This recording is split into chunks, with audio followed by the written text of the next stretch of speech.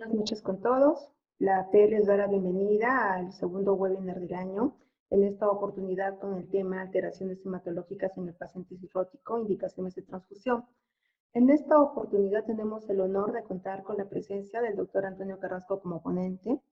El doctor Carrasco es médico, hematólogo clínico, graduado en la Universidad de Mayores San Marcos, Fellow de la Universidad de Texas, MD Anderson Cancer Center en Houston, médico hematólogo titular de la Clínica Angloamericana, fundador y miembro del Latin America Blood and Marrow Transplantation y de la Asociación Peruana de Trasplante de Órganos y Tejidos. Antes de darle la palabra al doctor Carrasco, recordarles que este año tenemos el curso Rolando Figueroa Barrios, que se va a realizar de manera semipresencial el 8, 9 y 10 de julio. El día 8 va a ser de modalidad virtual, 9 y 10 de modalidad presencial. Vamos a contar con excelentes ponentes internacionales. Durante la semana o durante estas 2 semanas van a estar llegando, ya van a aperturar las inscripciones, todos los que estén interesados ya pueden inscribirse. Muy bien. Si durante la presentación tienen alguna duda o alguna consulta, con toda confianza pueden escribirlas en el chat, de manera que al final podamos resolver todas las preguntas. Sin más preámbulos, doctor Carrasco, agradeciéndole la participación, le pasamos a la ponencia. Muy buenas noches, muchísimas gracias por la invitación, todo un gusto estar con ustedes. Muy bien, esta noche vamos a conversar sobre lo que son alteraciones hematológicas en el paciente con cirrosis y un poquito hablar de las indicaciones de transfusión. Es un tema muy importante para el hematólogo y sin duda durante todos estos años en forma conjunta con las diferentes especialidades y sin duda gastroenterología, hepatología y trasplante. Yo soy médico hematólogo de la Clínica Angloamericana. Siguiente, por favor.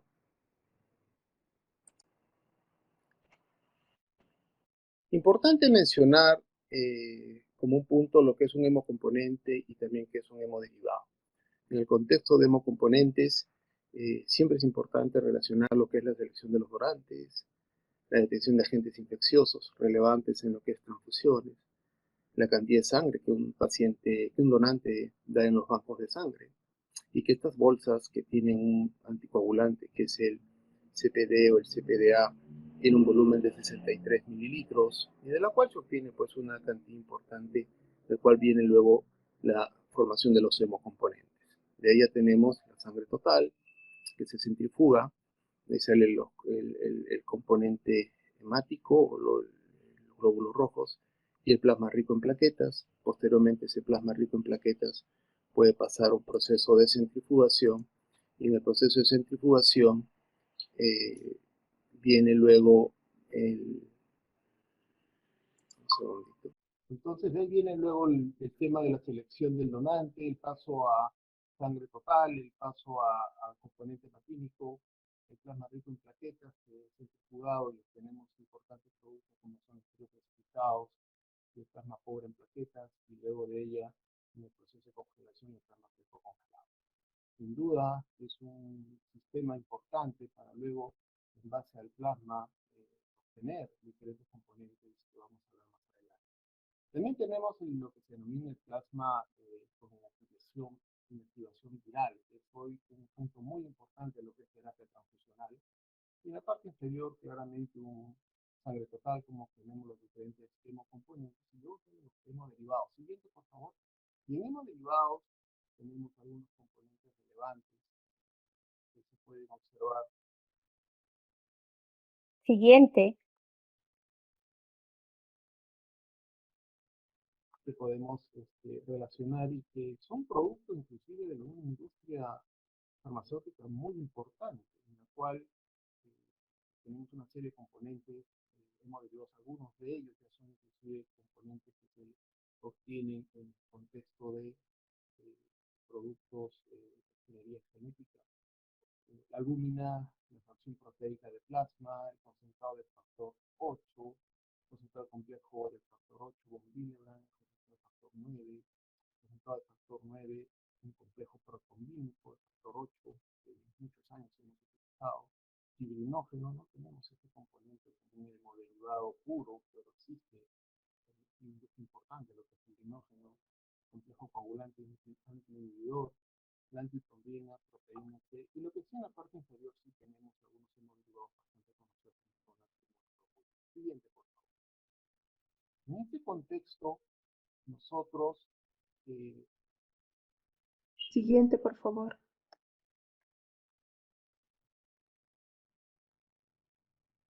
Doctor, tenemos disculpe que lo identificar. interrumpa, doctor Carrasco. Tenemos referencia que se está escuchando muy bajo su volumen. Por favor, inicialmente se le escuchaba muy bien, pero ahora se le escucha muy bajo. Por favor, si podría arreglar esto. ¿Ahora me escuchan mejor? ¿Me Ahora escuchan sí, mejor? ¿Sí? ¿Me escuchan mejor? Sí, Perfecto. doctor, mejor. Entonces voy a tratar de acercarme más al micrófono de acá. Entonces, en el contexto de lo que es transfusiones, hay un punto muy importante que nosotros eh, tenemos que evaluar, que es la hemostasia en el contexto regular de los pacientes que atendemos en clínicas regulares. Todos. La hemostasia es un fino equilibrio entre lo que es la trombosis y lo que es el sangrado. Y lo que es trombosis y sangrado uno lo puede más o menos clasificar como un pequeño columpio, sub y baja, ¿no? En la cual tenemos fuerzas que promueven y activan la coagulación y fuerzas que inhiben la coagulación. De igual manera tenemos fuerzas que pueden alterar la fibrinolisis, estimulándola o inhibiéndola. Esta es una situación de alguna manera óptima, probablemente teórica. No es lo que realmente existe. Siguiente, por favor. Puesto cuando nosotros evaluamos este contexto nos damos cuenta que este proceso de sub y baja realmente es muy dinámico. A mí me parece que ni siquiera es una centrífuga o Importa. un sub y baja a 360 grados. Probablemente se trate más de una bola que circula y rota en un bol, en un tazón, si se quiere decir, y que nos permite, ¿me escuchan bien, por favor? Sí, doctor, pero hay un micrófono abierto, por favor. Si pudieran cerrar, hay un micrófono abierto. Bueno, continuamos. Entonces se puede identificar más como una taza con una esfera y en forma de rotación, y eso es complejo cuando uno trata de buscar el punto de equilibrio. Se darán cuenta que es un equilibrio que puede ser por segundos o por momentos muy concretos, y lo que sucede es un mecanismo de autocontrol, y esto sin duda es un mecanismo que hay que tener que observar. Siguiente, por favor. En ese contexto, lo que realmente en la coagulación sucede no es la suma o resta de factores que están de un lado al otro, sino es una intervención de todos los componentes sanguíneos. Y cuando uno ve coagulación, que es un tema muy importante en lo que es soporte transfusional en pacientes complejos, en este caso el paciente cirrótico, se da cuenta de que el famoso perfil es más complejo. No es una cascada, realmente es una interacción donde tenemos por un lado el neutrófilo que está interactuando con una serie de NETs, que son elementos que se liberan a nivel de la interacción con el endotelio. Por otro lado, vemos la interacción de las plaquetas que al activarse liberan unos polifosfatos que son importantes en el mecanismo de coagulación. Y sin duda vemos la interacción de muchos factores con el endotelio. De manera que tratar de investigar o tratar de ver la coagulación, pues no compete en una prueba de tubo. Realmente es tan dinámico y buscar un modelo experimental que te permita reconocer ha sido muy complicado. Lo que sí está claro es que intervienen células, intervienen plaquetas, intervienen factores de coagulación y sin duda interviene el endotelio. Siguiente, por favor. Entonces, ¿qué sucede en el contexto de la hemostasia? Lo que conocemos y se nos ha ya presentado hace mucho tiempo, ¿qué es lo que sucede en el cirrótico? Es que existe una hemostasia reequilibrada. El hígado tiene un papel clave en la síntesis de proteínas, algunas procoagulantes, algunas anticoagulantes, conjuntamente con una serie de factores profibrinolíticos y antifibrinolíticos que se combinan y generan la denominada hemostasia reequilibrada. En inglés, rebalance hemostasis. Esto ha sido bastante estudiado, ha sido bastante mencionado en los textos de hace más o menos una década atrás. Estas condiciones pues complican nuestra capacidad para interpretar la hemostasia, principalmente con los test de laboratorio que tenemos. Tratar de entender la hemostasia reequilibrada es bastante complejo. Lo que también tenemos que mencionar es que el paciente cirrótico, con los test que normalmente conocemos, que a veces están pues elevados, tenemos un cirrótico con un INR elevado, un cirrótico que tiene factores alterados, un cirrótico que tiene hiperfibrosis, en fin, el paciente con cirrosis no está anticoagulado o autoanticoagulado. Ese es un mecanismo que hay que tratar de descartar, porque muchos pacientes, inclusive con perfil de coagulación alterado, pueden presentar sangrado. Siguiente, por favor. Si tenemos un hígado cirrótico, Abraham puede marcar clic. Siguiente. Ángel, Habrán algunos factores que están asociados y que están alterados. Si uno ve, por ejemplo, estos factores con sangrado, tenemos las plaquetas, la coagulación, la fibrinolisis, y existe una serie de elementos que están modificados. Esto hemos tenido la oportunidad de estudiar en muchos pacientes, inclusive una experiencia preliminar en el Hospital Almenara, previo a trasplante hepático, en muchos pacientes que tenían perfil de coagulación bastante bizarro. Vimos que muchos de ellos tienen factores disminuidos, tienen fibrinogen disminuido, tienen alteraciones en el TAFI, alteraciones en el TPA, tienen plaquetopenia, en fin, son una serie de asociaciones que pues se asocian a lo que es sangrado. Siguiente, pero también existe factores que están asociados con la trombosis. Y por ejemplo, von Willebrand factor es un elemento importante que en estos pacientes se encuentra elevado. Otros es el ADAMS 13, que está disminuido, que es una metaloproteinasa muy relacionada al factor de Willebrand.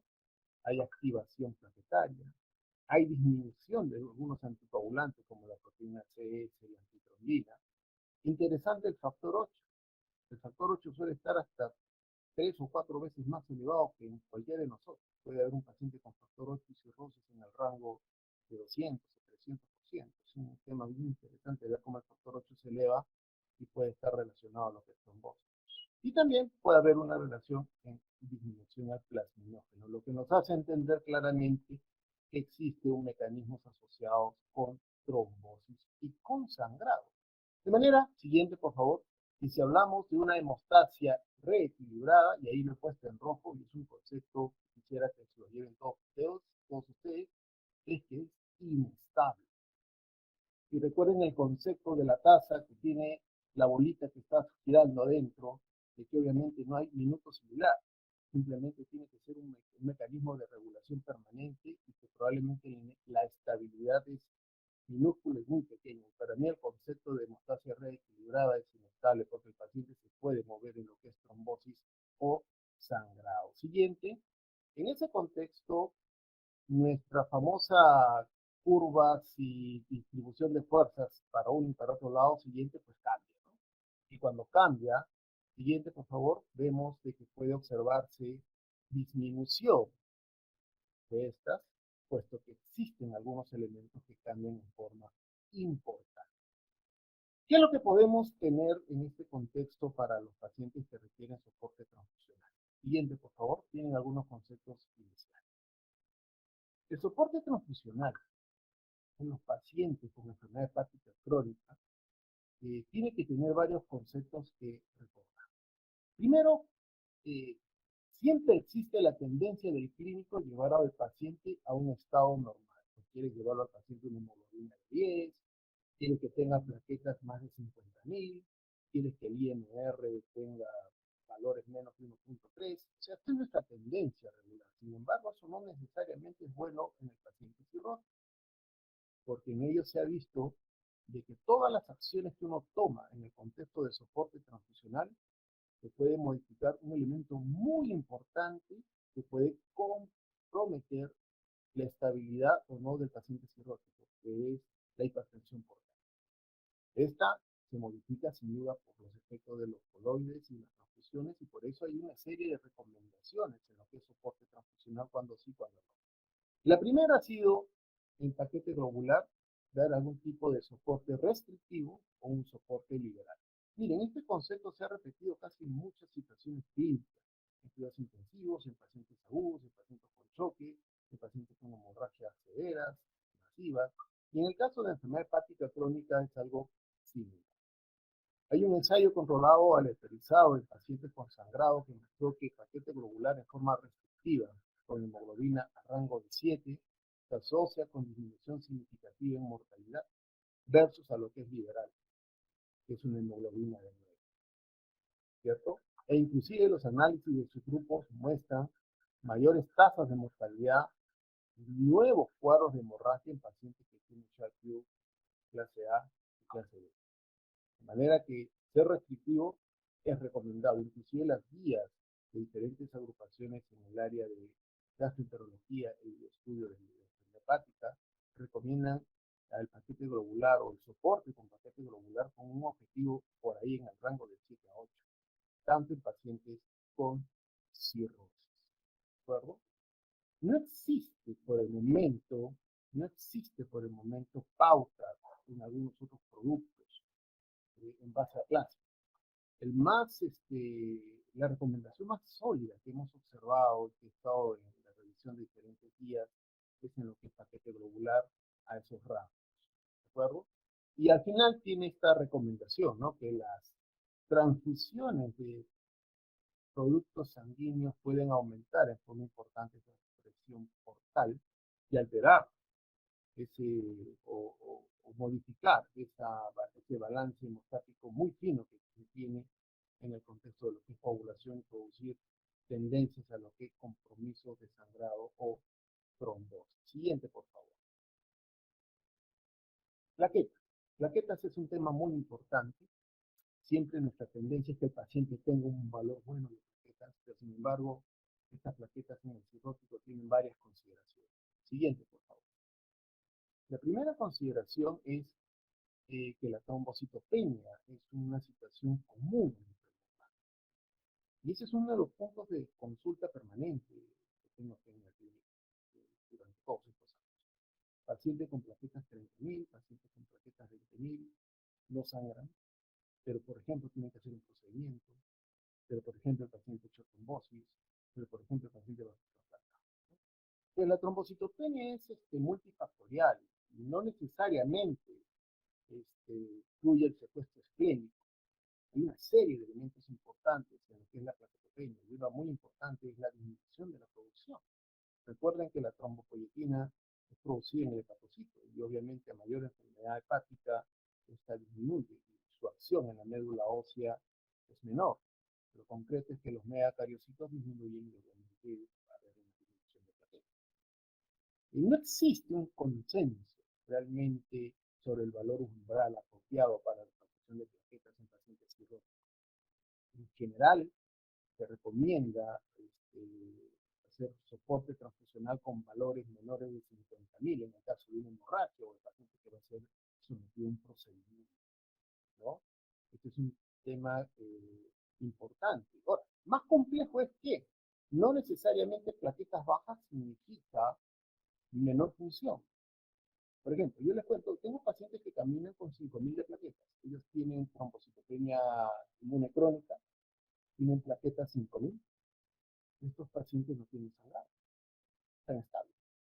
Entonces, no necesariamente un valor bajo significa una hipofunción. Además, uno tiene que ver los otros elementos de la cascada de la coagulación que contemplan este proceso. De manera de que no existe una correlación necesariamente a que a la menor cantidad de plaquetas existe una hipofunción. Y viceversa, ¿no? La cantidad de plaquetas no necesariamente refleja la función que estas puedan tener. El uso de los agonistas de trombopoyetina ha sido un punto muy importante en lo que es racionalizar el tema de soporte transfusional básicamente con placas. Sin embargo, no existe una acción inmediata. De hecho, algunos pacientes que han recibido el trombopac, que es el Revolade, que es el que tenemos disponible acá en nuestra media nacional, no tiene una acción inmediata y el tiempo de inicio por lo generalmente es al 5 día y el pico es a las 2 semanas. Entonces no es algo como, por ejemplo, hacerlo en un paciente agudo. Podría ser algo que pueda servir en el paciente programado. En la parte inferior tienen las diferentes recomendaciones, como por ejemplo para hablar de plaquetas, ¿no?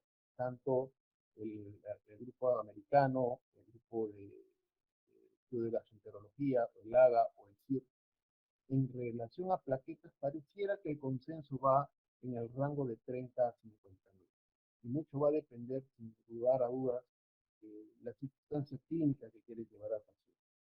Hay algunos pacientes que con 40.000 plaquetas no tienen mayor sangrado. Hay pacientes con el rango de 30.000 no lo tienen. Hay otros pacientes que sí pueden tener sangrado a esos valores. Lo que nos hace entender que la individualización del caso es importante, tratando de ser restrictivo en lo que es soporte plaquetario y dependiendo de lo que va a someter al paciente. Siguiente, por favor. Existe mucha evidencia aislada de los agonistas de la trombopoietina. Y de hecho existe grupos que ya han investigado si esto es efectivo y básicamente con los sucedáneos del trombopac, que es el avotrombopac y el lucitrombopac, que son medicaciones que son agonistas de la trombopoietina, han tratado de ver su beneficio en relación al incremento de plaquetas, que es objetivo, pero sin embargo no han demostrado necesariamente disminución de los riesgos de sangrado, y más aún cuando uno lo lleva a una evaluación. El costo-beneficio ha sido bastante pequeño el beneficio que puede presentar. Este es un documento relevante, importante, toda nueva tecnología en situaciones clínicas importantes como es el paciente con enfermedad crónica hepática, fue evaluado en este paper. De hecho, es un documento de más de 250 páginas con todos los criterios necesarios para poder mencionar si es que los análogos de trombopoietina pudieran ser efectivos. Aparentemente lo son, suben plaquetas, no son necesariamente disminución de los factores de sangrado o los eventos de sangrado. Y cuando lo llevas al escenario de evaluación de costo-beneficio, a veces son un poco complejos y realmente no logran los objetivos y no es costo-beneficio. Siguiente, por favor. En relación a crío precipitado y plasma fresco congelado. Acá hay algunas recomendaciones que hacer en el contexto de corregir a los pacientes. Y acá vamos a entrar, por ejemplo, en lo que es el urinógeno y lo que es el flujo. En general, podemos mencionar que la transfusión de plasma fresco congelado lo realizamos en el paciente con CID, en pacientes que necesitan una terapia de reemplazo, por ejemplo, en deficiencias específicas como la proteína S, la C, el factor 7. Lo hemos utilizado mucho para revertir el efecto de la warfarina en situaciones de recordarán muchos de ustedes corriendo por plasma frío, en el contexto de un paciente que viene con INRG infectado importante. También en el caso concreto de pacientes con hemorragia masiva y con un PPTA prolongado o una protrombina baja, en ese contexto, por la sospecha de una coagulopatía de consumo. Acá podemos ver de que existen diferentes circunstancias en las cuales podemos utilizar estos componentes, en el caso de disminución del fibrinógeno, otros en el caso de consumo por sepsis, fiebre o nivel plaquetario bajo. En terapia de reemplazo actualmente. ¿Qué es lo que existe de evidencia en el contexto de enfermedad hepática crónica? Siguiente, por favor.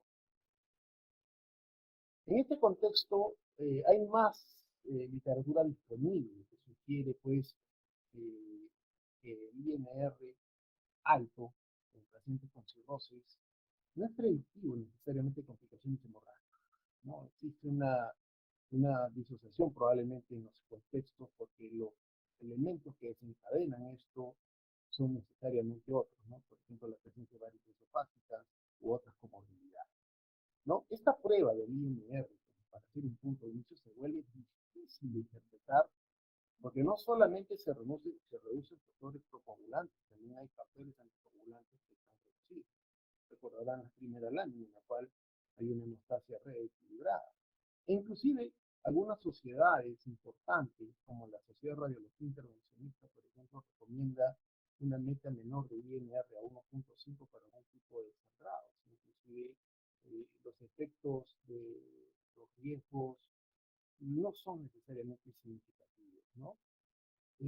No existe una evidencia para apoyar la corrección profiláctica de un INR elevado antes de tesis de gran volumen, por ejemplo, pacientes con cirrosis. Y en la parte inferior ustedes pueden observar de que en general las diferentes guías, nuevamente del grupo de americano, el grupo de gastroenterología, recomiendan no necesariamente correcciones del INR, ¿no? Ponen ahí no correcto, no correctivo, solamente el CIR del 2019 recomienda cuando hay un INR mayor de 20%. Eso hemos visto, ¿no? Muchos pacientes sometidos, por ejemplo, a procedimientos no complejos como paracentesis, las correcciones no necesariamente se han realizado y no hemos visto complicaciones incluidas. Entonces es un punto importante corregir. Más relevancia tiene, por ejemplo, el valor de plaquetas que el valor de IgM. Siguiente, por favor. En el caso concreto, si uno ve valores muy elevados, uno puede utilizar el plasma fresco, ¿no? Para mejorar esos tiempos, en el concreto que los pacientes tienen una alteración muy importante. Sin embargo, recuerden de que puede haber efectos pendulares, ¿no? De que la administración de una mayor cantidad de plasma fresco pudiera en algún grupo de pacientes reducir la formación de trombina. En algunos pacientes puede haber una administración concomitante de proteína C y en un pequeño grupo de pacientes podría haber algunas reacciones inclusive de trombosis o sangrado, ¿no? Finalmente, en el contexto de pacientes con INR elevado, ha habido recientemente una tendencia de utilizar, por ejemplo, el factor 7 activado. El factor 7 activado es un medicamento recombinante extremadamente costoso, utilizado en los pacientes con hemofilia que tienen inhibidores. En algunos pacientes han sido, en el contexto de enfermedad hepática crónica o previa trasplante, han sido llevados para su utilización, ¿no? Fíjense que su uso en sangrado masivo, por ejemplo, en pacientes con cirrosis, SHAE-A, no se recomienda. Inclusive en pacientes con enfermedad más avanzada, es incierto. Entonces, es un medicamento que varias veces nos han consultado sobre el factor 7 recombinante, sin embargo, la evidencia no es muy sólida en este contexto. De hecho, las guías no lo han contemplado. Siguiente, por favor. Este sí es un elemento importante de reconocer, el complejo protrombínico. El complejo protrombínico es una asociación de factores, no necesariamente 7. Este es un componente, una suma, puedes tener el 7, el 9, el 10, el 2, e inclusive puedes tener las proteínas anticoagulantes, CDS, anticoagulina 3. Siguiente, por favor. ¿Y qué puedes observar? Puedes tener otro medicamento que es el Ostaplex, bastante utilizado en promedio en pacientes con perfil de coagulación alterado. Ahí están las dosis. Y ha dado bastante beneficio, básicamente por una serie de recomendaciones siguientes, y estas son, por ejemplo, no requieres una asociación grupo RH, el volumen que se utiliza es menor, pacientes que tienen un INR extremadamente alterado, existe una rápida recuperación del INR.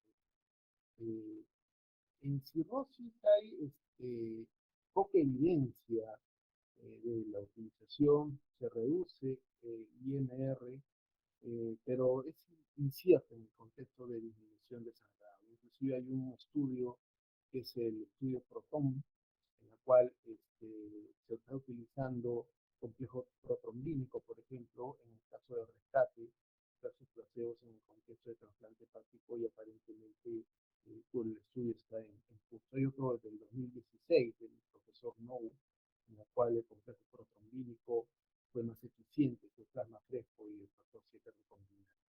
Lo único que hay que tener en cuenta de que estos medicamentos, que por un lado pueden controlar el efecto del sangrado, en el caso del paciente con enfermedad hepática crónica, puede tener dos complicaciones importantes. Ustedes probablemente usado en sus centros. Uno es que puede haber trombosis y el paciente puede hacer sepsis. Eso sí está descrito como eventos adversos importantes en pacientes que reciben Octaplex, que es el que más usamos en nuestro medio, como un hemodderivado bastante eficiente que nos permitiría a nosotros beneficiarse o tratar de evitar volúmenes y ser más efectivos en el tratamiento. Siguiente. Fibrinógeno. En el contexto de fibrinógeno, recordar que este es un componente importante en sangre. No olvidar de pedir fibrinógeno. Con frecuencia vemos los estudios del perfil de coagulación, tienen los tiempos, el INR, pero el fibrinógeno no se toma. Y es que hay que marcarlo a veces para que se realice el fibrinógeno. Es una glicoproteína que se sintetiza en el hepatocito. Los niveles de fibrinógeno pueden estar alterados en los pacientes con cirrosis y a veces a mayor enfermedad hepática, mayor disminución de la misma. Sin embargo, no solamente cantidad. El fibrinógeno es una proteína larga y puede estar alterada y mal funcional. Por eso hablamos del concepto de disfibrinogenemia. La disfibrinogenemia es un concepto que habla de un fibrinógeno no funcional. Eso sucede en cáncer, pacientes infectados, enfermedad hepática crónica, también existe en enfermedad crónica. Entonces, no necesariamente buscar si tenemos o no la hipofibinogenemia, sino también cómo está funcionando el fibrino. De la disfibinogenemia ha sido detectada hasta un 76% de los pacientes con cirrosis, o sea que no es un tema menor, es un tema importante. Inclusive es un tema que se observa mucho en el contexto de neoplasias, en los cuales el fibrinógeno pues, no trabaja apropiadamente, y al no hacerlo, el paciente puede tener complicaciones. Muy bien. En la parte inferior, por ejemplo, están las recomendaciones de las principales guías. La mayoría hablan de una relación a 1.2 a 1. En este caso, de las unidades que nosotros solemos utilizar en nuestra práctica regular, 200 es el punto de corte. Muchos pacientes en el rango de 100 o 120 estamos bastante bien para efectos de mantener y evitar complicaciones de sangrado. Más no está recomendado. Siguiente, por favor. Bueno, esto es un poquito lo anterior, reconocer de que el valor recomendado de muchos es en el rango de 100 a 120. La ventaja del fibrinógeno es que podemos reemplazarlo tanto sea por plasma fresco, pero también lo podemos hacer con el uso de crío precipitado. Particularmente yo prefiero el crío precipitado, una unidad por kilo de peso, debido al menor volumen. Pero en el caso de crío precipitado tenemos que tener en cuenta las restricciones que pudieran haber en nuestro banco de sangre. El crío precipitado es un componente que requiere preparación en el banco de sangre y el banco de sangre suele guardar estos productos para la utilización en el caso concreto de pacientes que requieren fibrinógeno, en el caso de leucemia, en algunos casos pacientes adultos. Siguiente, por favor. La hiperfibrinolisis también ha sido un punto importante porque existe un fármaco que eventualmente hemos estado utilizando por su efecto antifibrinolítico, ¿no? Y es el caso concreto del ácido tranexámico. Ven en la gráfica que el plasminógeno se une al antidoto del plasminógeno y esa unión permite el quiebre de la fibrina. Bueno, pues uno puede utilizar un análogo de la lisina que se ve en color rojito. En este caso, el primer medicamento fue el Exion aminocaproico, ya no utilizado en nuestra práctica clínica, lo usamos hace muchos años, y recientemente el ácido tranexámico, que hemos visto su utilidad en muchas áreas, en el área de ginecología, trauma, pacientes con hemorragia severa, y lo que se ha visto es que puede ser beneficioso. Existen varios metaanálisis publicados en Cochrane, como una en el 2015, de la utilización de este medicamento en el contexto de hemorragia aguda, ¿no? Por ejemplo, en la revisión del 2015 se observó que esta parece tener un efecto beneficioso sobre la mortalidad. Sin embargo, esta publicación fue un poquito criticada porque había alta tasa de baja. Pero se ve algún tipo de beneficio, sin duda, de esta medicación. Siguiente, por favor. Y también existen otras publicaciones en el contexto de trasplante, ¿no? En el trasplante hepático se ha observado que el uso de ácido tranexámico profiláctico reduce la pérdida sanguínea, ¿no? Sangrados y los requisitos de transfusión versus placebo, y como vemos esto es importante, reducir bulimia. Sin embargo, en el 2011 se dio un trabajo de Cochrane también que no encontró diferencias significativas en la mortalidad a los 60 días, falla de injerto, retrasplante o episodios tromboembólicos entre lo que es ácido tranexámico y placebo. De manera de que este es un medicamento que tiene que ser adecuadamente individualizado. Y eso vamos a verlo más adelante con algunas pruebas que creo son importantes mencionar. Siguiente. Siguiente, por favor. Estas dos técnicas que voy a mencionar son importantes para poder ver y guiar nuestra recomendación de transfusión. Las pruebas viscoelásticas que evalúan la hemostasia. Hace un momento hemos visto la hemostasia guiada por el tiempo de protrombina, por ahí el INR, por ahí el fibrinógeno. Acá nosotros vamos a evaluar la hemostasia utilizando sangre total mediante unas técnicas que están ahí en las gráficas, que es el tromboelastograma, la tromboelastometría rotacional, o conocida como ROTIN, y la otra la sonorreometría. De las tres, la primera, el tromboelastograma, ya ha utilizado muchas décadas ya en nuestro medio, en muchos centros de cuidados intensivos, banco de sangre y áreas de trasplante, con bastante eficiencia. Siguiente, ¿qué es lo que nos permite a nosotros reconocer en el tromboelastograma varios momentos? El momento R, el momento K, el ángulo, el MA y el I30. Estos son conscientes que salen de una prueba bastante rápida, así como hacíamos las gases arteriales, esto también se realiza así. Tú tienes la muestra y tienes que procesarla inmediatamente. Siguiente. Con ellas, tú puedes realizar una serie de procedimientos que te permiten a ti indicar cuándo o no hacer una transfusión de forma específica. Siguiente, por favor. El tromboelastograma es mucho más preciso en dar información en un paciente, por ejemplo, que el INR. En estudios concretos han establecido una alta sensibilidad y especificidad para predecir si un paciente va a requerir unas transfusiones masivas en el contexto de sangrado masivo. Entonces, teniendo esta información en relación al R, al K, el MA, el I30, el ángulo, los más importantes, siguiente por favor, son el R, que mucha literatura lo ha considerado como un punto importante de 12 a 26 con más de 40, y el MA, cuyo rango es de 42 a 63, en este caso si es menor de 30, tener acciones.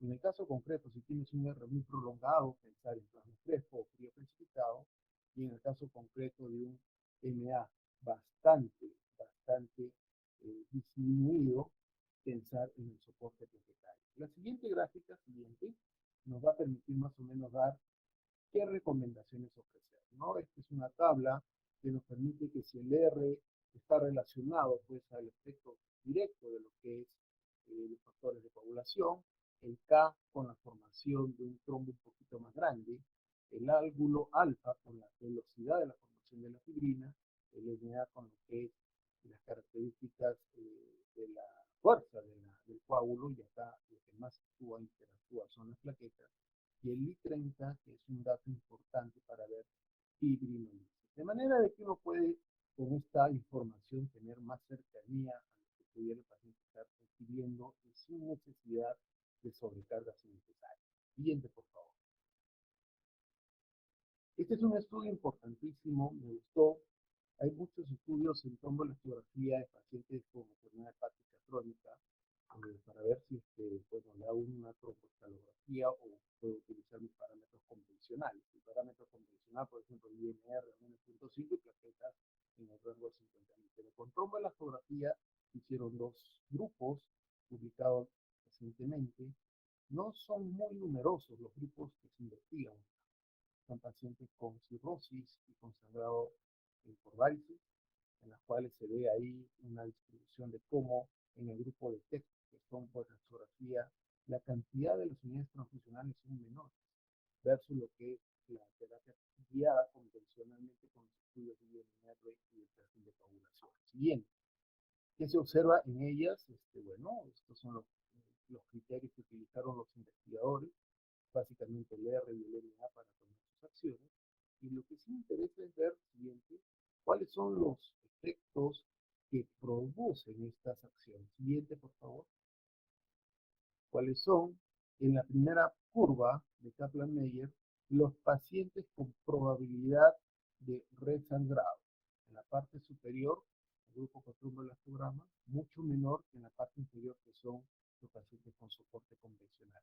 Y la otra creo que es muy importante, lo que es la curva del sobrevivo, en la cual en la parte superior se ve mayor sobrevida en los pacientes con tromboelastograma versus los pacientes con transfusión convencional.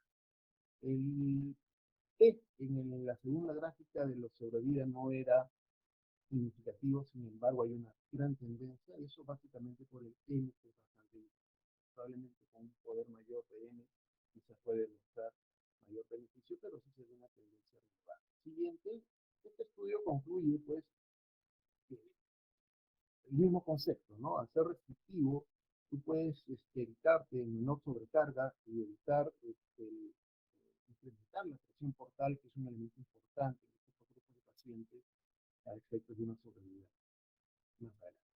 Siguiente, por favor. Otra herramienta que se pueden estar utilizando en este grupo son algunos conceptos como, por ejemplo, las estrategias transfusionales 1-1-1 o 1-1-2. ¿Qué significa esto? Ser racional entre lo que es plasma, plaquetas y paquete globular. Repito, plasma, plaquetas y paquete globular. Existen en el contexto de hepatopatía crónica algunas recomendaciones en las cuales los pacientes que tienen una proporción de transfusiones 1-1-2, en la cual 2 es paquete globular, bueno, tienen mejores datos de supervivencia. E inclusive, en el grupo de pacientes que son transfundidos de esta manera, la cantidad de compromiso de TRALI y compromiso de eventos transfusionales es menor. De manera de que estas relaciones en lo que es soporte transfusional están dando nuevas recomendaciones, aunque en lo que es enfermedad hepática todavía no hay una recomendación concreta de los grupos o las guías realizadas. Siguiente. Más sobre lo mismo, otra recomendación que se está dando en el contexto de argumentos en lo que es transfusión, lo que es sangre total o entera. Fíjense ustedes, nosotros donamos sangre total, esta es fracción. Y lo que hacemos nosotros es dar los diferentes derivados, hemocomponentes, por favor. Y bueno, en este concreto caso se ha incluido lo que es la validación de la información de pacientes que son sometidos a o han tenido trauma. Esto viene mucho de la experiencia del paciente agudo, en las cuales se ha visto de que el uso de sangre total te da pues una relación un poquito más fisiológica de los diferentes componentes. Y hay algunos estudios que han mostrado, por ejemplo, en pacientes sometidos a trasplante hepático, con sangre total o completa, en comparación con terapia de hemocomponentes, se asocia menos exposición de donantes y igualmente es eficaz en el contexto de una terapia rápida y eficaz de componentes. Adicionalmente, los volúmenes de transfusiones más bajos, así como la capacidad de proporcionar componentes de sangre que tengan condiciones fisiológicas, son dos ventajas importantes por el cual grupos están haciendo mayor intervencionismo con sangre entera. Siguiente, por favor. Dos slides para mencionar algo en relación al paciente cirrótico. El paciente cirrótico no es tan coagulado, ya lo sabemos, pero el paciente cirrótico pues, tiene una alta tasa de trombosis portal, que ha visto hasta el 26%, y existen factores de riesgo conocidos para el cual el paciente puede hacer trombosis, como son la inflamación, la translocación bacteriana, la endotoxemia, un evento trombótico previo, inclusive las plaquetopenas puede estar relacionada a trombosis, la hipoalbuminemia, y un dato importante, la generación de trombina. Esto no es el tiempo de trombina, es un test nuevo, la generación de trombina. Y lo pueden ver en la parte inferior en la cual se genera la trombina y se degrada la trombina. Siguiente, por favor. Este es un test importante que nos puede realmente a nosotros dar data relevante del real paciente que tiene un estado protrombótico o el paciente que tiene un estado hiperfibrinolytico. Y por ello podemos dar mejor recomendación. Recuerden ustedes de que el evento de la formación de la trombina tiene que ver con toda la cascada y los diferentes factores, pero la parte en rojo, lo que es la inhibición de la trombina, tiene que ver pues con los factores anticoagulantes y la fibrinolisis que puede haber. De manera que este es un test que creo yo sería interesante explorar más, que hoy se está haciendo bastante en el contexto de trasplante, para poder reconocer eventos o asociar si este paciente realmente tiene un riesgo marcado a lo que es generación de trombosis. Siguiente. En ese contexto, ¿qué podemos mencionar? Por favor, siguiente. Podemos mencionar en cirrosis, el paciente con cirrosis también aplica una profilaxis antitrombótica farmacológica, obvio, si hay ausencia de contraindicaciones. Hay estudios con diferentes anticoagulantes, entre ellos heparina bajo peso, la heparina no fraccionada, y los medios no farmacológicos para ver cuál de ellos puede ser de forma beneficiosa. Lo que sí está claro es que la anticoagulación temprana en diferentes eventos tromboembólicos en el paciente con cirrosis, incluido la trombosis portal, pues es beneficiosa, ¿no? Y lo que uno tiene que tener ahí es la valoración de una serie de elementos como son las plaquetas, como la función renal, para ver qué medicamento le puede ser más beneficioso, ¿no? Eso obviamente en el contexto de que el paciente tiene que ser previamente valorado en relación a la presencia no de varices hepáticas, si es que necesita banding o el uso de profilaxis con beta bloqueadores no selectivos. Siguiente, por favor. Acá hay una tabla general en los riesgos de sangrado y cómo anticoagular. Sin duda son pacientes con alto riesgo. Siempre miren plaquetas.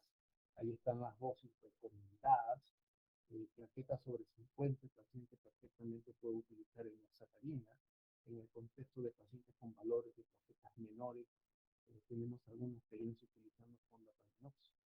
Lamentablemente un medicamento que dejó de tenerlo, no fue a tener en Lima recientemente, se está reincorporando. En el contexto de pacientes que tienen enfermedad tromboembólica asintomática o limitada, podemos nosotros dar profilaxis, pero ahí es importante ver índice de masa corporal corregida. Mucho cuidado con pacientes con así, porque si no el valor sale disparado y estamos anticoagulando de forma innecesaria. Algunos pacientes con enfermedad hepática crónica pudieran beneficiarse de los nuevos anticoagulantes orales. Sí, hay varios nuevos anticoagulantes orales que tienen un perfil bueno, perfectamente se pueden utilizar en el CHARQ-A, pero en el contexto de B y C pues no hay mucha evidencia porque no fueron incluidos en los estudios, ¿no? Inclusive en el contexto del seguimiento hay varias opciones. El paciente puede tener un seguimiento, por ejemplo, con warfarina. En ese caso es importante saber cuánto ha sido el INR basal de enoxaparina. En este contexto habría que saber cómo está el valor plaquetario, la función renal para poder hacer ajuste de la dosis. Y en el caso del DOAC, que son los medidores de factor 2 y factor 10, en el caso de pacientes con Child-A pudieran efectivamente ser eficientes. Siguiente, por favor. Finalizando esta revisión, algunos elementos sobre las reacciones transfusionales no son menores. Siempre es importante mencionarlo para que ustedes puedan visualizar y ver este tipo de salud de una relevancia de observación post-transfusión. Siguiente. Algunas de ellas, siguiente. Dale varios clics, por favor. Gracias. La seguridad del acto transfusional, no solamente en la administración, sino en la observación del paciente. Como cualquier otro medicamento, debemos utilizar, ser solícitos para usarlos cuando es estrictamente necesario. Es un elemento universal en todo lo que es terapia transfusional, a las mínimas dosis efectivas, y hay que tener una distinción siguiente entre lo que es paciente, siguiente, por favor, siguiente, componentes sanguíneos de hemoderivados, ¿no? Y lo que hemos visto más es eventos de reacciones adversas a los que componentes sanguíneos, como hemoderivados o sanguíneos. Siguiente, por favor. Siguiente. Hay una tabla para que recuerden ustedes estos eventos adversos en relación a las transfusiones.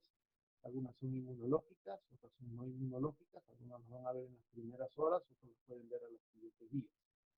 en reacción hemolítica aguda, reacción febril no hemolítica, reacción alérgica, TRANI y la inmunización son eventos que cuando ya lo han visto se van a acordar. En el contexto de complicaciones agudas no inmunológicas, y vigilar lo que es contaminación bacteriana, sobrecarga circulatoria en algunos pacientes de hipotensión. Sobrecarga circulatoria es muy relevante en el contexto de hipertensión portal en pacientes hipertensos. Y complicaciones tardías, lo que es la parte inmunológica, puede haber reacción hemolítica retardada, a la inmunización puede haber púrpura posttransfusional, hemos visto inclusive con el efecto contra huéspedes, en inmunomodulación, y en la parte no inmunológica puede haber reacciones no inmunológicas, transmisión de agentes infecciosos, muy importante, hemosiderosis posttransfusión. Nosotros tenemos en el contexto de hematología un grupo de pacientes que tuvimos por años porque la ferritina y la hemosiderosis es relevante. Función hepática, puede haber compromiso cardíaco, y tenemos que inclusive restringir hierro, que es dieta, y comenzar con terapia quelante. Que son estrategias que seguimos en los pacientes crónicos con al menos más de 10 a 12 unidades de paquete globular. Y de esos pacientes tenemos muchos efectos de tratar de disminuir la sobrecarga de hierro. Siguiente, por favor. Resumiendo esta presentación, sangrado relacionado con hipertensión portal y coagulopatía es una complicación común en el paciente con cirrosis, sin costo, móvil mortalidad. Los datos emergentes claramente sugieren que la transfusión de paquete globular a hemoglobina 7,8 es lo más recomendado. Los agonistas de receptor de trombopoyetina han mostrado prometedores al aumentar el valor de plaquetas y reducir las transfusiones ante los procedimientos, aunque no necesariamente se ha encontrado que sea eficaz en reducir los riesgos de sangrado. Agentes hemostáticos como el factor 7, complejo de protrombina y ácido tranexámico, cada vez más utilizados en el área, pero aún no tienen una clara función en el paciente con cirrosis. De hecho, muchos de ellos son mencionados, muchos han sido revisados en el protocolo por metaanálisis, sin embargo, las vías son bastante mudas en el contexto de una recomendación sola. Esto va a tener que ser valorado caso a caso. Los datos de transfusiones guiadas por pruebas viscoelásticas, en este caso el tromboelastograma, e inclusive la posterior que vimos, el ensayo de generación de trombina, parece guiar el soporte transfusional y sin duda pueden ser importantes en la generación de una racional cantidad de transfusiones que se pueden hacer.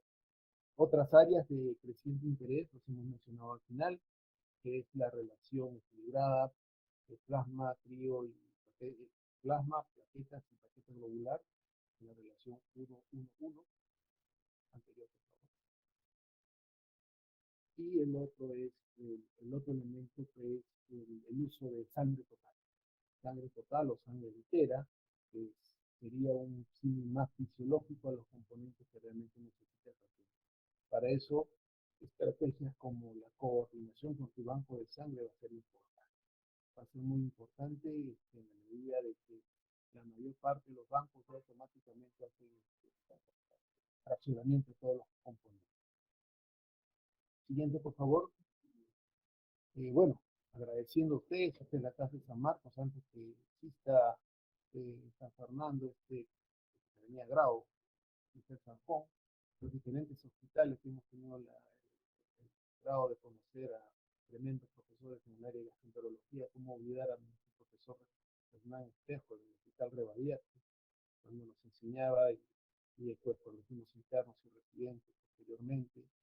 Gran paso en el Hospital Almenara, con hicimos grandes amigos, y donde participé en el área de trasplante hepático, yo en mi área de médula ósea y ellos en el hepático hicimos un lindo trabajo. Posteriormente en Houston, con ese señor que ven que es el que quizás más trasplantes hecho en el mundo, que tuvimos la suerte de estar un par de años con él. Muchos años en México, ahí está el Hospital Niño San Borja, que tuvimos la suerte de inaugurar. Cuando llegamos al Hospital Niño San Borja, pues no había ni camas, ni enfermeras, ni nada. Ahora es un centro referencial y con gusto vemos cómo, por ejemplo, el trasplante hepático en el CIS ya es una realidad. En la parte inferior, Bayer alemana, donde estuve trabajando con ellos muchos años, precisamente en el área de trombosis y hemostasia, y ya últimamente en la Clínica Angloamericana, donde estamos centrando nuestra actividad y obviamente siguiente, cualquier duda, pregunta, consulta, sugerencia, están los teléfonos del correo a su disposición. Siguiente, por favor. Y ante eso, bueno, esa fue mi charla, les agradezco la atención y quedo dispuesto a sus preguntas o sus comentarios. Muy amable. Doctor Carrasco, muchas gracias por la ponencia. Mientras van escribiendo las preguntas en el chat, yo quería hacer una pregunta. Nos ha quedado claro que la coagulación en el paciente cirrótico es equilibrada, pero que este equilibrio es muy precario, ¿no? Y que este equilibrio se puede romper por algún factor descompensante, tanto para la trombosis o para el sangrado. Entonces, ¿qué pruebas podemos utilizar para predecir hacia qué lado estamos descompensando? Porque eh, creo que los médicos que ven pacientes con cirrosis tenemos ya de manera muy tradicional la costumbre de solicitar INR y plaquetas para poder determinar el estado de coagulación del paciente. Y hemos entendido de que si bien es cierto el INR puede estar prolongado, no significa necesariamente que estemos anticoagulados, ya que los factores procoagulantes están dejando de producirse por parte del hígado, pero también los anticoagulantes como el factor C y S que no son medidos por el INR y las plaquetas, ¿no? Entonces, ¿qué otros elementos tenemos para poder orientarnos al respecto de qué tipo de descompensación está sufriendo el paciente? Y lo otro, si bien es cierto, el tromboelastograma se ve muy interesante para poder manejar adecuadamente al paciente en cuanto a estas alteraciones, pero muchos de nuestros centros no contamos con este tipo de tecnología, ¿no? Entonces, ¿qué armas podríamos utilizar? Bien, es una pregunta importante, ¿no? Porque realmente su aproximación de la hemostasia hacia trombosis o hacia sangrado con el INR y con el filtro de protrombina y con el recuento plaquetario puede ser limitado. Puede ser limitado. De hecho, algunos grupos hablan de que puede tener un error entre 50 a 70%. Entre 50 a 70%. Yo creo que lo más importante es entender que el paciente tiene enfermedad, si tiene enfermedad cirrótica con varices controlada, el paciente va a tender a hacer trombosis de sangrado. Repito, va a ser el contexto de la enfermedad variceal, ¿no? Si esta está controlada, o eventualmente no hay evidencia de sangrado, el paciente va a tener la posibilidad de hacer más trombosis de sangrado. Yo sí insistiría en el tema del tromboelastograma. Fíjese usted, el tromboelastograma cuando llegó al trasplante hepático cambió la historia. Y hay tecnologías que no son costosas, lo que sí hay que hacer gestión. Eso sí sabemos hacer nosotros. Para efectos de que puedas contar, si tú tienes un grupo de pacientes cirróticos, tienes una unidad de pacientes cirróticos que ves con regularidad, tú necesitas una pregunta y creo que sí te va a ayudar. Algunos grupos han estado recomendando el dinero, ¿eh? Algunos grupos han estado recomendando, por ejemplo, el factor de nivel 8.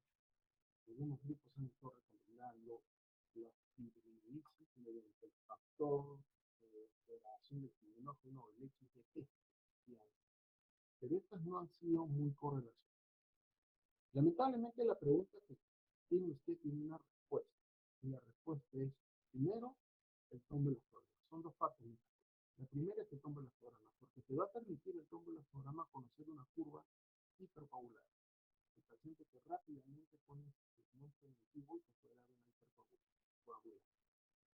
Sin embargo, esta tampoco te va a responder necesariamente, sino lo que sí están recomendando los grupos es ver el estado protrombótico del paciente y eso se realiza mediante el test de generación de trombina.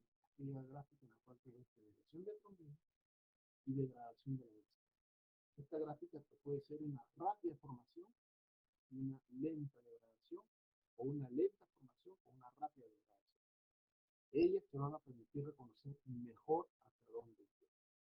Yo insistiría que el paciente cirrótico sea apropiadamente evaluado desde el punto de vista de varices, que es el principal problema de los sangrados, y si en caso considerar que el paciente más va a tener a una trombosis al sangrado, y en el contexto de ver su real dimensión hacia dónde va el paciente, los test que sí son relevantes y eficientes son el hemolexograma y el PET. Todos el resto de exámenes tienen una poca sensibilidad, poca especificidad. De manera de que la valoración caso por caso te puede permitir reconocer un riesgo, pero por lo general el error ahí es entre el 50%. Doctor, a propósito de las preguntas que están colocando en el chat en este momento, nosotros tenemos dos contextos clínicos, ¿no? El paciente cirrótico que acude a la emergencia porque está sangrando, o el paciente cirrótico que está compensado y que requiere algún procedimiento, ya sea quirúrgico, un procedimiento endoscópico o algún procedimiento que conlleve riesgo de sangrado. Entonces, ¿qué actitud? Acá el doctor Ramos nos hace una consulta, cómo hacer el riesgo quirúrgico, ¿no? ¿Qué indicaciones tendríamos que dar al respecto del INR y las plaquetas en un paciente que va a ser sometido a un procedimiento de alto riesgo de sangrado o de mediano o bajo riesgo de sangrado, ¿no? Bueno, en eso sí hay varias recomendaciones, ¿no? Las guías han mostrado, por ejemplo, que su punto de corte de 50.000 es bastante apropiado en relación a plaquetas, y el INR hasta 1.8. Miren ustedes, 1.8, ¿no? Entonces, son datos 2 o 3 días del Grupo Americano de Estudio de Bio y de gastroenterología que han recomendado ese punto de corte. Sin embargo, eso es también relacionado al procedimiento que van a entrar. Es una paracentesis, probablemente una mayor inconveniente. Sin embargo, si planteas hacer una biopsia hepática o planteas tú hacer una biopsia ganglionar, o si quieres colocar un stent, si quieres hacer un cateterismo, esto puede variar. Algunas recomendaciones es llevar el INR a 1.3 y llevar las plaquetas según los riesgos hasta 80.000. Pero la mayoría de los guías han hablado de los umbrales en el rango de 50.000 y el INR 1.3. Un poco más en relación probablemente se requiere un mayor tipo de intervención. Doctor, acá tenemos una pregunta. Si está indicado el uso de plasma fresco congelado en los pacientes cirróticos para mejorar los estados del INR elevado. Y yo quiero aprovecharme de esta pregunta. Como tenemos un paciente con hepatopatía, podemos tener el contexto de un cirrótico, o también podemos tener el contexto de un paciente no cirrótico que haga una falla hepática aguda, ¿no? Entonces, ambos pacientes pueden tener alteración del INR, pero en el caso del paciente con una falla hepática aguda, vamos a tener una alteración muy importante del INR que pueda llevarnos a sangrado, pero no por hipertensión portal, sino por sangrado de mucosas, ya sea intracraneal, gastrointestinal. Entonces, ¿en qué casos nosotros pudiésemos utilizar el plasma fresco congelado como profilaxis para evitar el sangrado en un paciente con un INR elevado, ¿no? Haciendo la diferencia del paciente cirrótico y el paciente que tiene una falla hepática aguda, ¿no? INR, por ejemplo, sería la pregunta, ¿qué INR? ¿Qué Sí. rango de INR tendría tu caso? Voy a imaginar que en el caso del paciente cirrótico, un paciente que ingresa por emergencia descompensado con un INR de 3. Y en el otro contexto voy a imaginar un paciente con una falla hepática aguda que ingrese con un INR de 8. Bueno, en ambos casos sí, se puede utilizar el plasma fresco, en general 10 por kilo. Sin embargo, va a ser un poco ineficiente. Cuando ya tienes INR en ese rango, tienes que pensar en otras opciones. El plasma fresco es lo que tenemos más a mano, ¿no? Y yo lo que recomiendo siempre es, el INR también se prolonga si es que el fibrinógeno está bajo. Entonces, si tú tienes fibrinógeno bajo, vas a ser más eficiente transfundiendo frío precipitado que plasma fresco. ¿De acuerdo? Entonces, si tú tienes el INR, tu siguiente pregunta es, ¿cómo está mi fibrinógeno? Si tienes fibrinógeno en 50, pues creo que lo que tienes que hacer es ser racional y colocar plasma y frío precipitado. Y dando frío precipitado vas a tener un menor volumen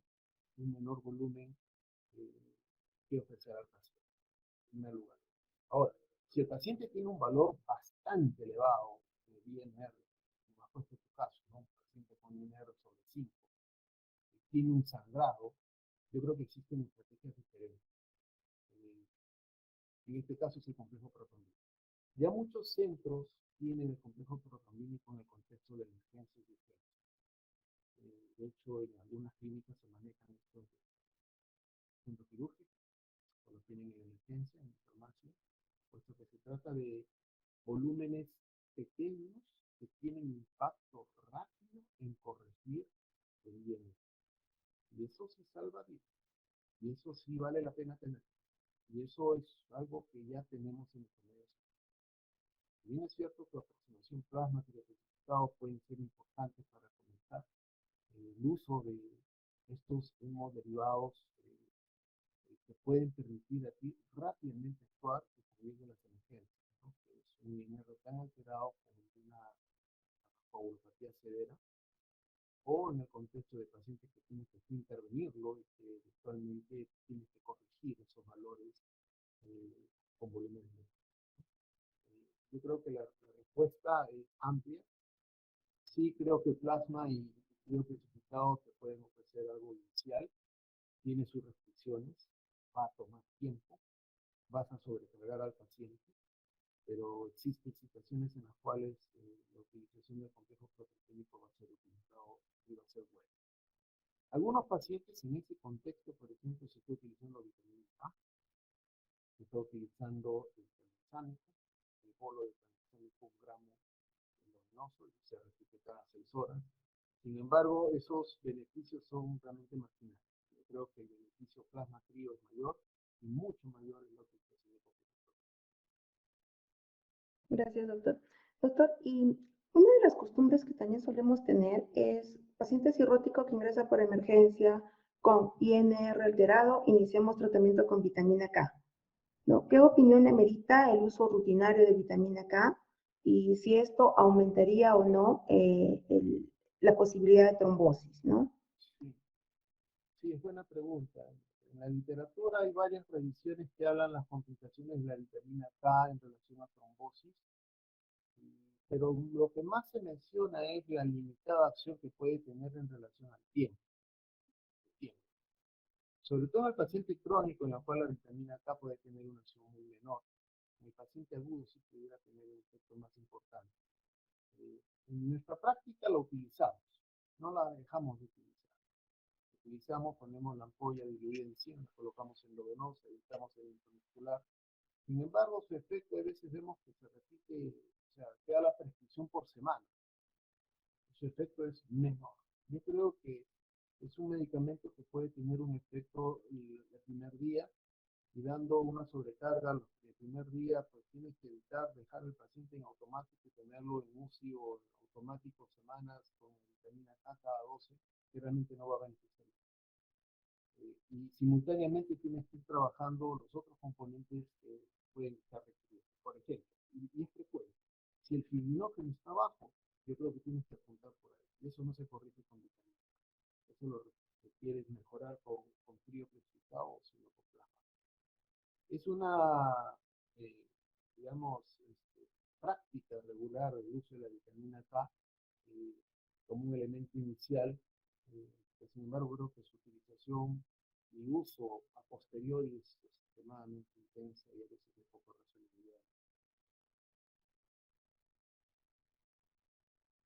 racionalidad. Ciertamente, doctor, suena muy tentador la utilización de el complejo protrombínico o para mejorar el INR o estos antagonistas en los receptores de la trombopoyetina, ¿no? Para poder corregir las plaquetas, ya que nos van a evitar esta complicación que tenemos nosotros al transfundir hemoderivados, que es aumentar la hipertensión portal y aumentar el sangrado de pacientes que ya vienen con una hemorragia varicial. Entonces, en el caso del el trombovac, ¿a partir de cuánto usted indicaría en un paciente que viene con una hemorragia digestiva? Es buena pregunta, ¿no? A ver, el paciente puede venir con hemorragia varicial pues, con plaquetas en 70.000, ¿no? Y probablemente las más plaquetas no vas a controlar, tienes que hacer un procedimiento. Sin embargo, en aquellos pacientes que les ves con valores muy bajos, en el rango de 20, 30, en un contexto de un riesgo de sangrado importante, o que vienen sangrados, ¿no? El uso del trombopac no va a mejorar inmediatamente. Recuerden que es un medicamento oral. Un medicamento oral que tiene integridad para la absorción. Pues un paciente con hemorragia digestiva pues no tiene integridad digestiva, no tiene coágulo, no está con sonda. Simplemente tú das una pastilla y probablemente la pastilla no se absorbe. Entonces, ahí lo que tienes que pensar es en un soporte transfusional, si es que tus plaquetas están bajas. Sin embargo, si el paciente no tiene un cuadro de sangrado, el paciente lo tienes programado para un evento, por decirte, una colocación de tips o eventualmente una stent, o va a ser sometido a radiología intervencionista, tú ahí puedes utilizar el trombopac.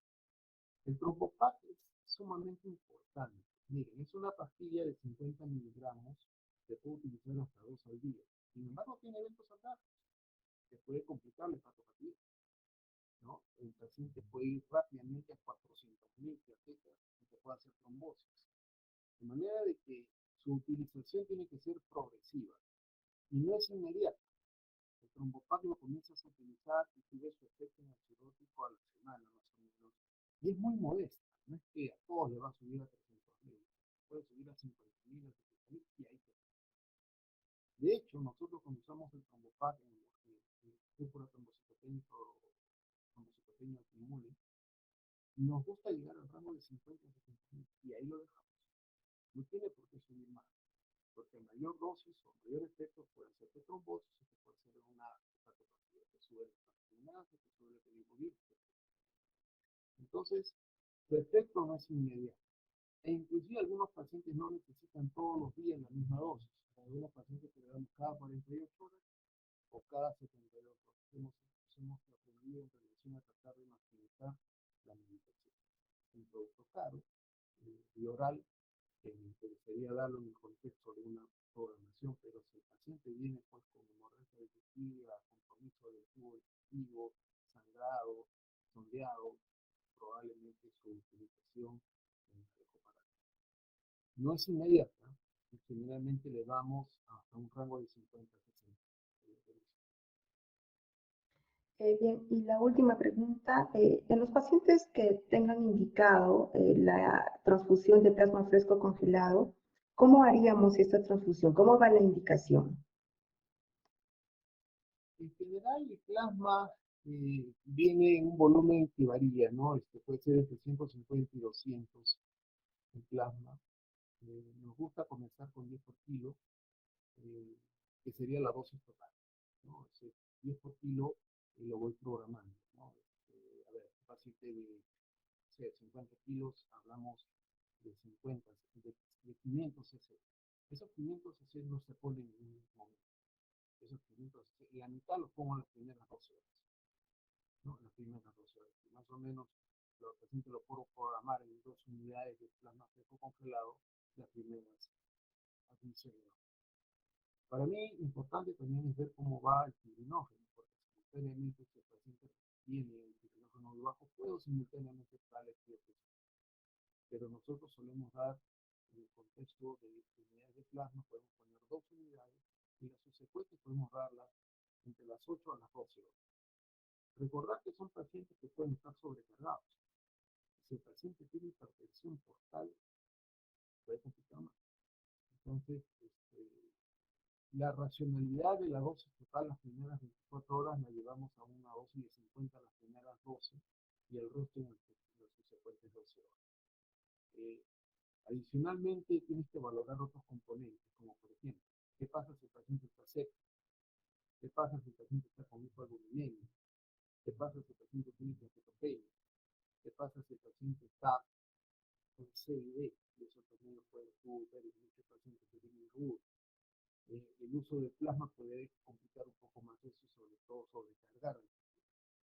¿Qué pasa si el paciente ya tiene enfermedad hepatorenal y está manejando mal los volúmenes y puede sobrecargar?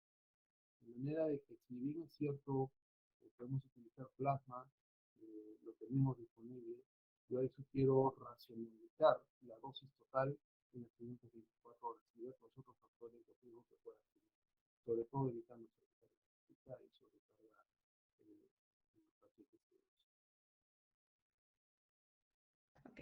Listo, doctor. Muchas gracias. Quedamos realmente muy agradecidos por su ponencia. Ha sido de mucha utilidad. Gracias por su tiempo y sus conocimientos. A todos, muy buenas noches. Damos por concluida la reunión. Buenas noches. Gracias. Muy buenas noches a todos ustedes. Muy amable. Gracias.